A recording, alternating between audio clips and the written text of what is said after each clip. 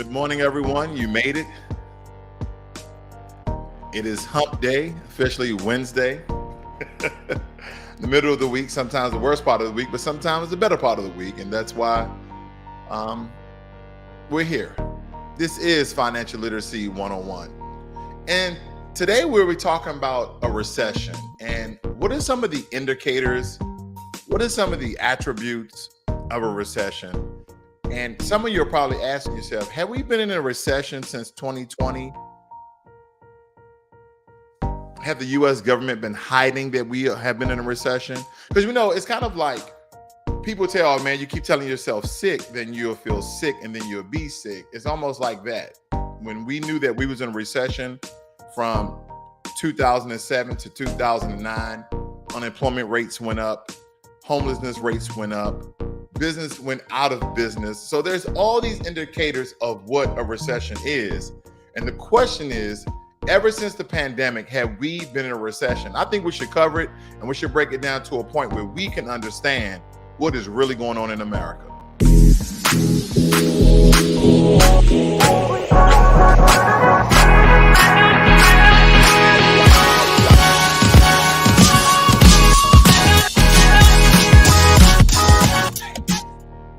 As always, let's first define what a recession is. I think that's very important. First and foremost, what is a recession? A recession is a macroeconomic term that refers to a significant decline in general economic activity in a designated region. It had been typically recognized as 2 consecutive quarters of economic decline as reflected by the GDP in conjunction with monthly indicators such as a rise in unemployment. However, the National Bureau of Economic Research, which officially declares recessions, says the 2 consecutive quarters of decline in real GDP are not how it's defined anymore. The NBER defines a recession as a significant decline in economic activity spread across the economy lasting more than a few months, normally visible in the real GDP, real income, employment, industrial production, and hotel resale sales. Now, again, no one has officially named that we have been in a recession since 2020, but let me tell you, ladies and gentlemen, we have been in a recession since 2020. This based off the basic definition right here at investopedia.com. We understand that we have been in a recession since 2020, but no one is hushing the word. Everyone's being very quiet about a recession. We understand that in 2020 to 2021, unemployment rose to a very significant rate. Homelessness rates rose to a very significant rate. Businesses, companies, and organizations went out of business. They filed for bankruptcy, and these things are still occurring today. Now, today you don't have to wear your mask. Not in the federal airport, neither on the federal plane, because we understand they operate and they govern the airspace. So they lift the mandate. First, Joe Biden lifted the mandate, and then the FAA and other federal governments and agencies lift the mask mandate. So now that we know what a recession is, let's make it even more plain to truly comprehend.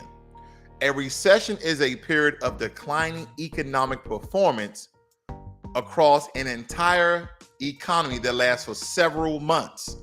Now we understand when we really got notice of the pandemic, it was around February of 2020. And then slowly after that, mask mandates came into play. Unemployment rates rose significantly. People lost their job. They had to put all of these laws and legislations for people to stay in their homes. So that is the real definition of a recession, a period of declining economic performance across an entire economy that lasts for several months. Now let's go a little bit deeper. Let's break it down bit by bit. Let's first talk about the stock market, which is very significant. So the stock market return for 2020, the average stock market return for the period was around 15.27%. And then when you factor in inflation, it dropped to 13.06%, okay? That's when you're factoring in inflation. Let's move on. Now, this is dealing with the S&P 500. I could have used the Dow Jones Industrial Average, but I'm gonna use the S&P 500 for this example. It states here that The S&P 500 one-year return was at 14% compared to 14.77% last month and 53.71% last year. This is a higher than long-term average of 7.08%. And we understand that the current rate of inflation is around 8.5% current day. Let's move on. During the 2008, because we need to do the compare and contrast, right? Because the last recession we were in was from 2007 to 2009 with the highest rate of inflation at 10%. Okay, the highest rate of inflation was at 10%. So let's bring some numbers, some statistical evidence to prove this point that we've been in a micro recession, we can probably say. During the 2008 financial crisis and the Great Recession, the S&P 500 fell 46.13% from October 2007 to March 2009, but recovered all of its losses by March 2013. It goes on to say here, the coronavirus pandemic set the world, listen to this, and this is according to Investopedia.com, the coronavirus pandemic sent the world into a recession and equity markets reeling as the S&P 500 plummeted nearly 20%. Ladies and gentlemen, you never heard that before. No one has publicly came out. They rumored about it. They mentioned it. They whispered it. But no one say, hey, we're in a recession. Well, I'm telling you, we've been in a recession since 2020. And as you can tell right here, according to Investopedia.com, they believe it too. Ever since the pandemic, they're stating. Now, let's back it up a little bit more. Here we have Enberg, the same organization that quote unquote lets us know by the indicators in the economy if we are in a recession. Well, when I'm looking at this, family, now they do all sorts of research and inputs of different analysis in order to get a result of a recession. Now, I'm taking one bit of information they're shown on the website because this website of their research and analysis is astronomically humongous. I mean, you'll be here all day trying to look at all these statistics. So I'm being very anecdotal with this. Employment during COVID-19 by gender and parenthood. It states that percentage point change in unemployment for married individuals relative to January, February of 2020. As we can see, at the very onset of the pandemic, we see that we are 0%, meaning that we are doing financially well when it comes to employment.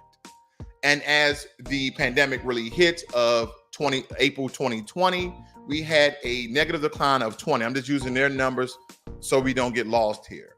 Then slowly but surely, because of government legislations, bills, laws, and all sorts of other things that we're doing to help the economy to survive this pandemic, things start to increase over the course of time. But at no time did no public, federal, private, local entity come out and officially say that we was in a recession. But we had all the indicators of a recession.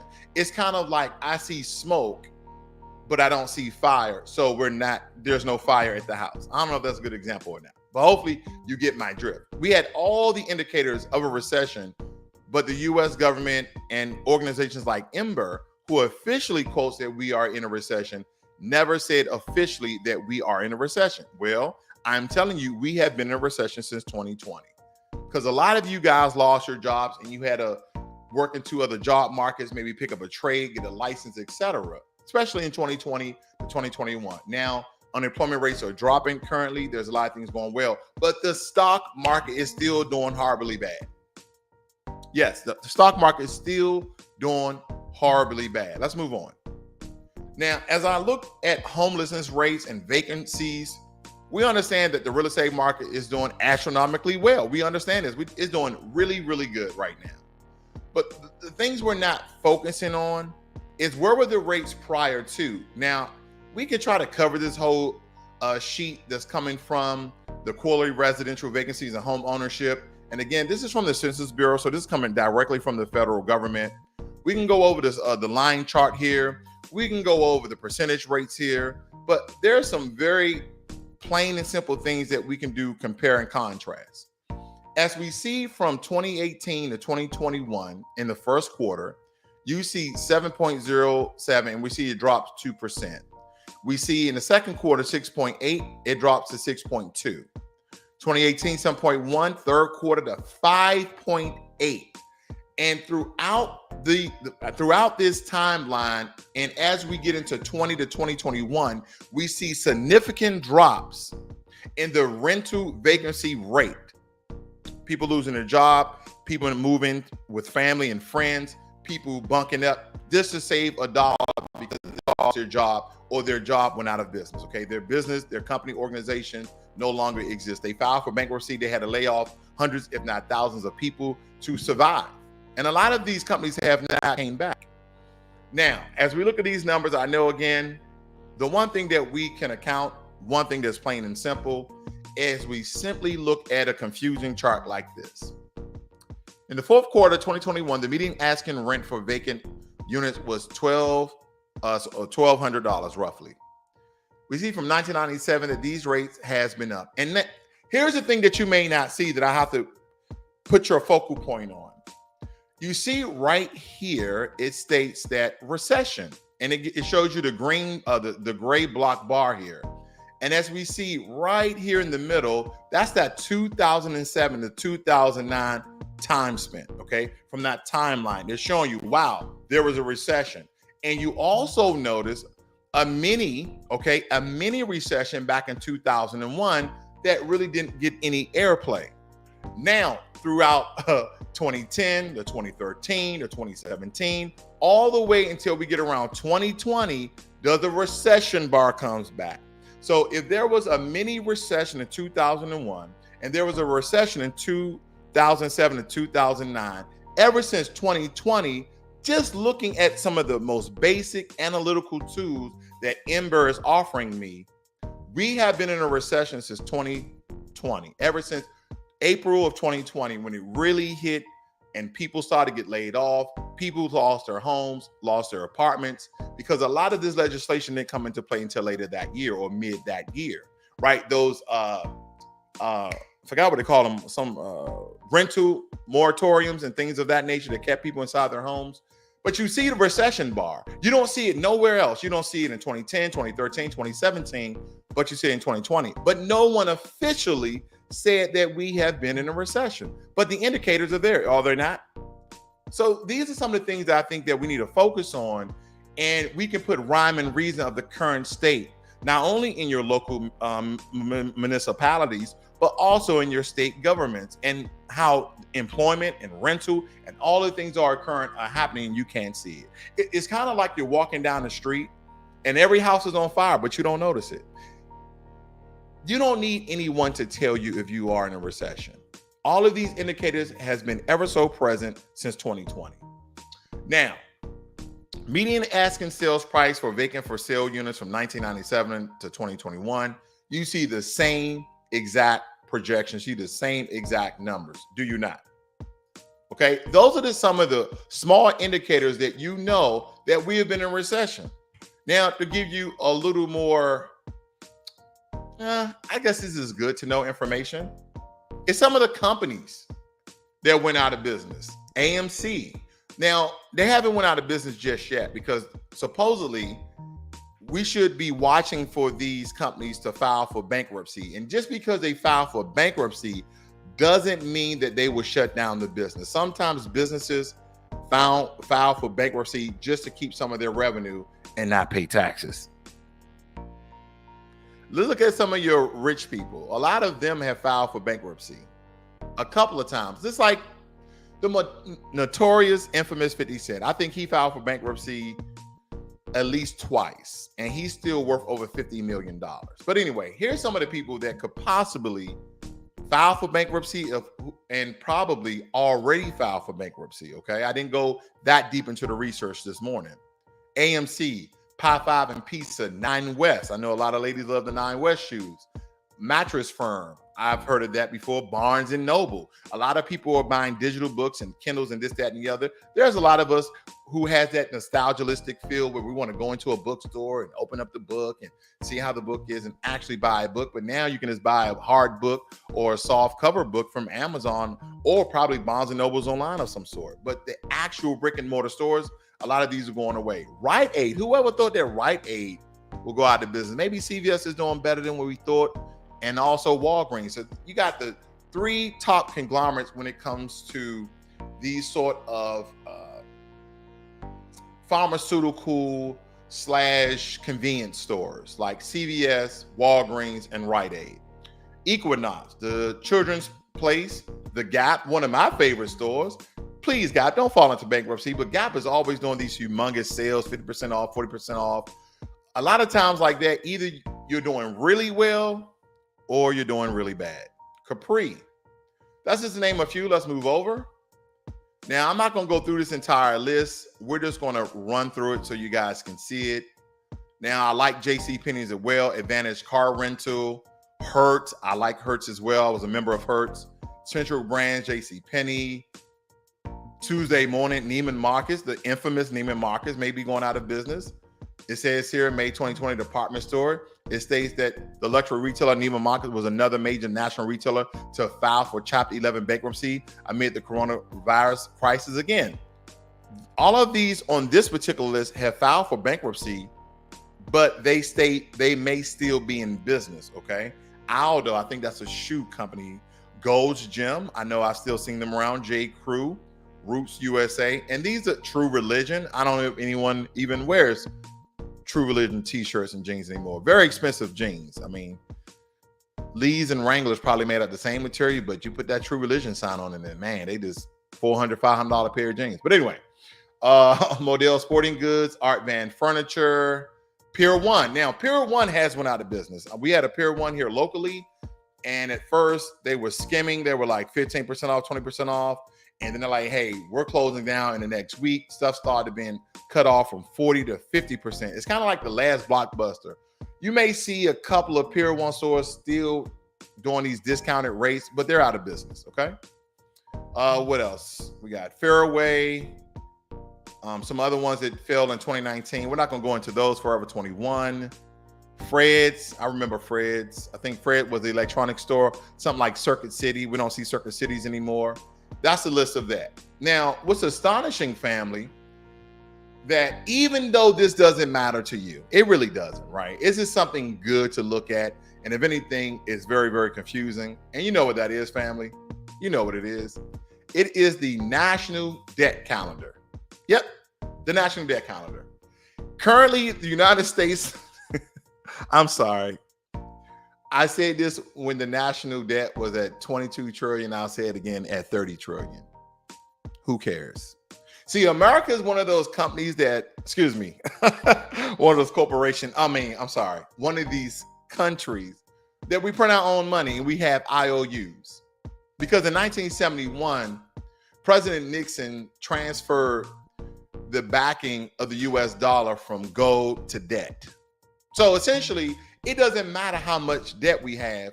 It's amazing how a company with the largest GDP in the world, first to China, that we could be $30 trillion in debt to ourselves and our dollar for this value. Man, what a monopoly. You got to love the United States of America.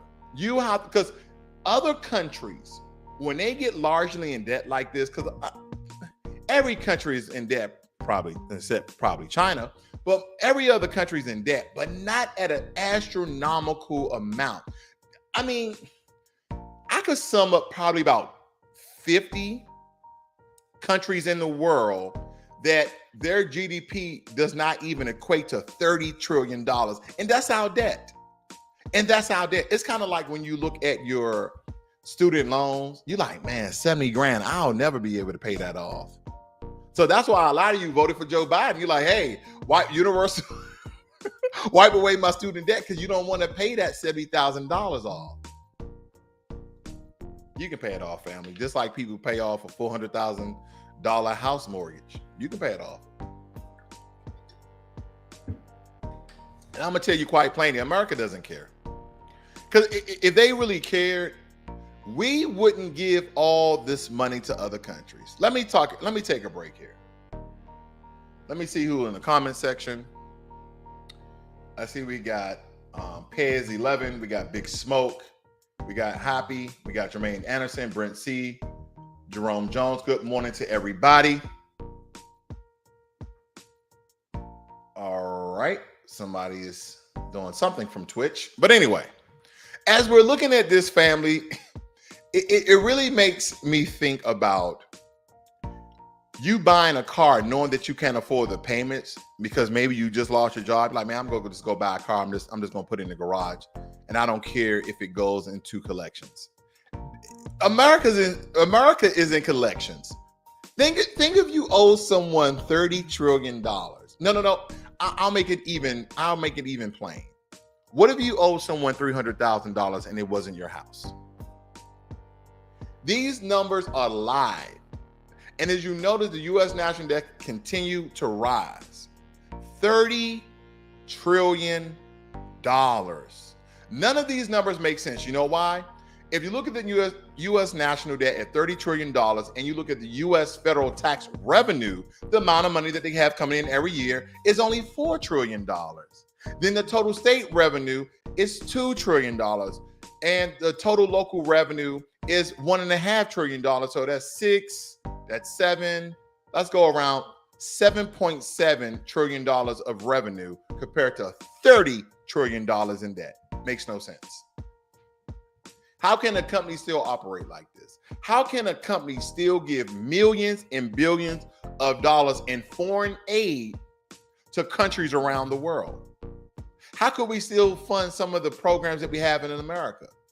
Because we print our own money, we control our own debt. Does China own America? Because you know what the Chinese do. They go in, they buy U.S. bonds and securities. And believe it or not, China owns a great portion of America through our bonds. They'll never own America, quote unquote, the land. And that's probably a way that the Chinese love to do. See, Chinese are not about physical and militarily takeover. They're about economic takeover. They're about GDP power. How can we control a company? How can we manipulate a company? By economics. Now, some of you may say, oh man, them Chinese are real evil. The way he talking, man, they real bad. No, they're not. Every country that China has a foothold in, they have allowed it. The U.S. has allowed China to buy large conglomerates, large organizations, and large companies, and even farmland in America, just the way Africa has, just the way the Caribbean has, just as Europe has in some capacities. They have allowed the Chinese to come in and acquire thousands of businesses. Take, for instance, one of the hallmarks of the United States of America society, cars. We love our cars. Now, you had a lot of people back in the day, they loved Dodge and Chrysler and Ford and GM. They swore by it. But did you know that GM is now owned by the Chinese? Look it up. Now, take it with a grain of salt. There are still some Americans as part of the juncture, the business, but the Chinese own a large portion of the business. And this thing, one of the most popular electrical car companies in the world is owned by a South African with Elon Musk. Now, he does have his American citizenship, but he's South African by nature, by the way of being Dutch. Just stating the facts here, family. Nothing is really truly American anymore. Let me move on. Now, as we talked about how the S&P 500, we talked about the S&P 500 and how the inflation rate has quadrupled in the amount of percentage over the past 2 years. Did you know this? U.S. inflation rate at 8.54% compared to 7.87% last month and 2.62% last year. I remember when the average U.S. inflation rate used to teeter between 1.8 and 2.2%. Now, all of these, again, are indicators that we are in a recession. In the early part of 2020 to 2021, thousands and millions of Americans have lost their jobs. The stock market plummeted in the percent in the S&P 500 and the Dow Jones Industrial Average. And inflation is up. But some people combat this information with, oh, look at the real estate market. Family, I didn't put these numbers up, and I can throw them up very, very quickly. Do you know the current percentage in the U.S. national average of a mortgage loan. The current national rate is at 5%. At the lowest in 2020, it got down to 2.25%. Let me just do this very quickly. Let me pop this up for you guys. Let's see, U.S.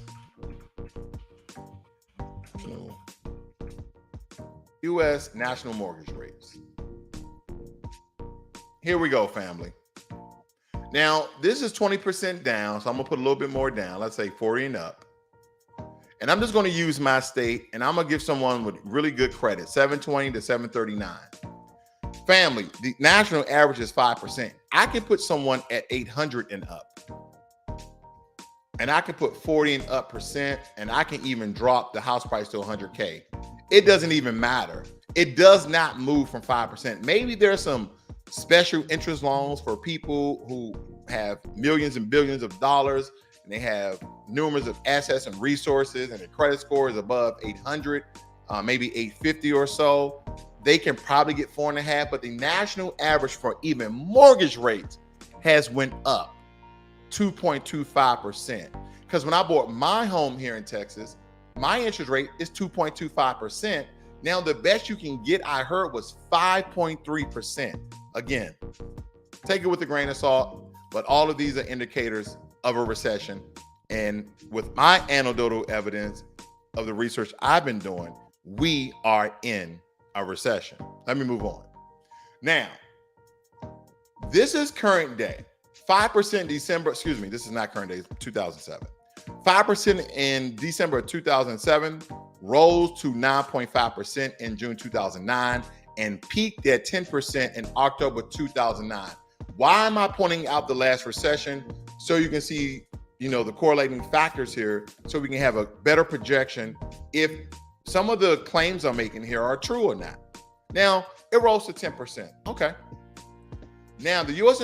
unemployment rate edged up to 4% in January of 2022, little change from December's new pandemic low, but slightly above market expectation of 3.9%. Over the year, the unemployment rate is down by 2.4%, and the number of unemployment persons declined by 3.7 million percent. The one thing you don't see here is what was it between the time where it decreased versus at the highest percent that it was during this pandemic.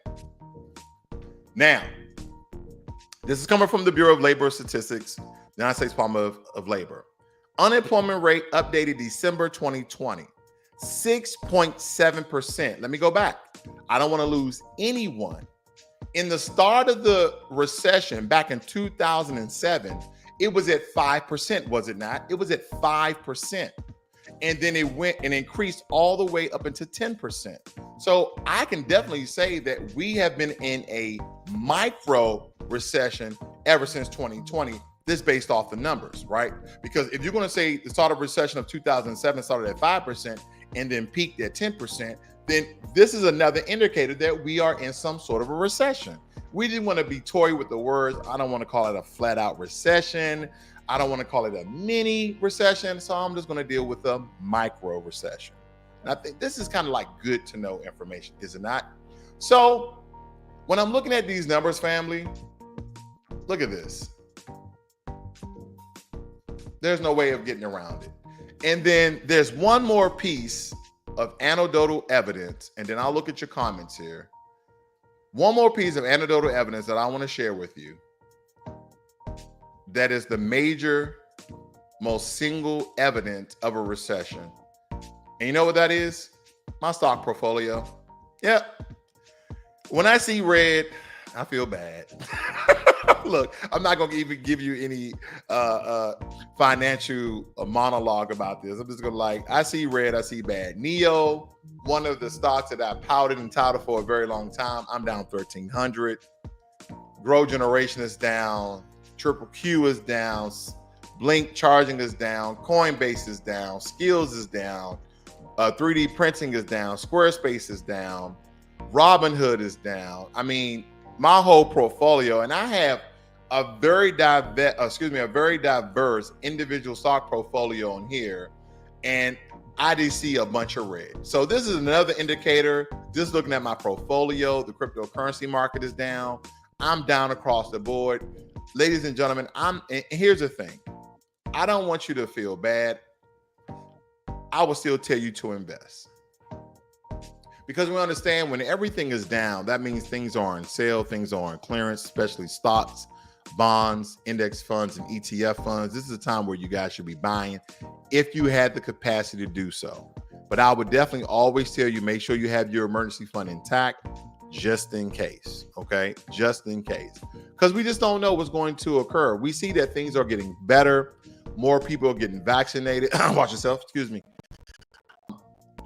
And they're lifting mask mandate. So a lot of things are getting, pretty good in the society as well as economically. But this whole current time, we've been in recession. So there you have it. Let me see some of your notes here. Brent C said you should have more views with the information you talk about. Well, thank you, Brent C. I appreciate that, brother. A lot of times I know that because of some of the information I give on here, especially my political views, Black empowerment, being part of the B1, Foundational Black Americans, I understand that this channel will get shadow banned because they don't know. A lot of times you'll see people with multiple channels who will just deal with one particular subject. I kind of deal with financial and political because I believe they're connected. They're always talking about money. So that's why I added my political views and conjecture under Financial Literacy 101. Because I do have a couple other channels that are not doing very well. So I just want to keep trying to grow this until this one takes off. If it doesn't, I'm still going to keep pushing. That's just the way I am. Let's see. Focus Willa says, do you think the news will say we're in one? I went over there, Focus, and I don't believe so. Because ever since 2020, people have been kind of whispering it, mentioning it around and talking about it. You know how some people are like, man, let's get to the point. They're beating around a bush around it. And now that we are coming out of it, so to speak. But again, it's kind of like unemployment in 2020 increased. Now in 2022, unemployment has decreased. But the mortgage rates in 2020 was low. And now the mortgage rate in 2022 is high. And we have all this migration in America, right? The large numbers of Californians and New Yorkers and some other states that are very expensive to live are migrating to the South and undesirable places in the Midwest because of cheap land and cheap houses. These are all tall tale signs of a recession. People do this to save money in their pockets. Like people are coming here with $1 million cash in their bank account because they sold their home in California, they sold their home in Boston, they sold their home in New York, they sold their home in Washington State, they sold their home in Washington, D.C., my hometown, and they are coming to places like Texas and Georgia and Florida, and they're buying homes and land outright, still with $300,000 or $400,000 in the bank, unemployed. And they can do that because of the amount of value they had in home in those states. Now, I'm wondering when California is going to pop. Yep. Woo, I'm waiting for California and New York to pop because here's the thing. What entity, government, whatever it may be, controls consumer price index, control inflation, controls the cost of things? And you'll get some economic advisors say as well as about the GDP and the transportation industry and the materials. It's very difficult to get into certain ports. No, New York has some of the largest ports in the world. That's where most of the immigrants go from Europe and also from the Caribbean. They go to New York. So why is New York so damn expensive? Then it's weird to me, right? It's weird to me. They flock to New York because of jobs, because of, there's a lot of businesses in New York. You would think that things will be a lot cheaper. But where the most land is, it's more cheaper. Now you'll get someone who 5 times more intelligent than I that could probably explain this to you and confuse the hell out of you. But still, to this day, it doesn't make sense why my hometown, DC, is so damn expensive. And these are some of the places where a majority of Black people are.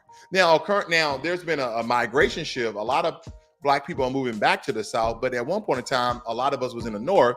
And Traditionally, we know why most of us in the North, because we're trying to get the hell out of the South because of slavery, Jim Crow, etc.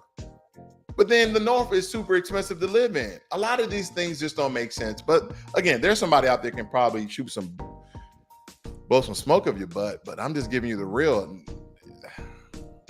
People like, oh, things in the South are always cheaper, but why? Oh, they have more agriculture, they have more cows and consumer products and this, that, and the other. There's a lot of factories in New York. There's a lot of factories in Washington State. I don't know, family. I don't know. I don't know what's making California, California has always been expensive to live, especially after the 80s, 90s, and on up has been very expensive to live in all of these major states, these coastal states, right? Because even Virginia is considered the South, is below the Mason-Dixon line, but it's still expensive to live in Virginia because it's quote unquote the Commonwealth, right? I don't know. I don't know the indicators. Austin, Texas is growing so fast from a real estate standpoint. Absolutely. And that's because of Tesla. That's because of Oracle. We're talking about Oracle is the either number one or number two technology company in the world. Okay. And we understand that Tesla is the number one electric car company in the world when it comes to their infrastructure, the amount of cars they produce a year, how many cars they have on the road. Tesla electric vehicles have the most cars on the road around the world. Okay. So does that really give me an indicator why things are increasing? Things are increasing because your local municipalities, your local governments are allowing it. Because believe it or not, the power of government, it may have some attributes of communism, but they can put a cap. They can put a cap on interest rates. They can put a cap on how much an acre costs. When I first moved here to Texas, in my local area, 1 acre, in the local area, I can find 1 acre for around $40,000. 1 acre, $40,000. That same 1 acre today is $100,000. In just 2 years, it rose $60,000, family. Some people believe that governments can't control the economy. Then why did Obama give all those organizations bailout if you can't control the economy? Why does the U.S. federal government have hundreds of economists and take their advice on how to manipulate the economy to make it better than other economies, to raise the GDP? And I'm pretty sure none of these economists are working on the national debt clock, $30 trillion. Whew. But there you have it, ladies and gentlemen. You know what it is. Hump Day. This is Financial Literacy 101. Learn money and be inspired. You guys have a great day. I'll see you guys on the next one. I'm out.